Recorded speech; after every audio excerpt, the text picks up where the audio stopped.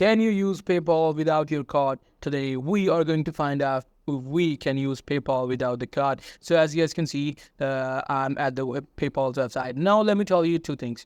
You can either use PayPal to directly pay, or you can use the PayPal cards to pay. So suppose I'm at Amazon, I'm going to try to buy something. So I'm just going to add a few things into my cart, which I have already added. I'm going to go to my cart. And as you can see, I've added 2 gaming mice. Now I'm going to, click on this proceed to check out.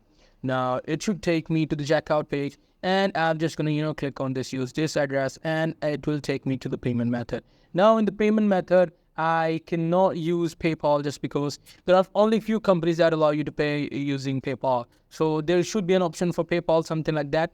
It not totally depends upon the companies as well. Suppose in Amazon, there are few retailers that will accept PayPal while others won't. So in this case, this retailer won't accept PayPal. So you just have to, find the right retailer, and you will be able to add PayPal like you can add the Affirm. So that's pretty much it. It means that you can use PayPal without a card. Hope you guys find this video helpful.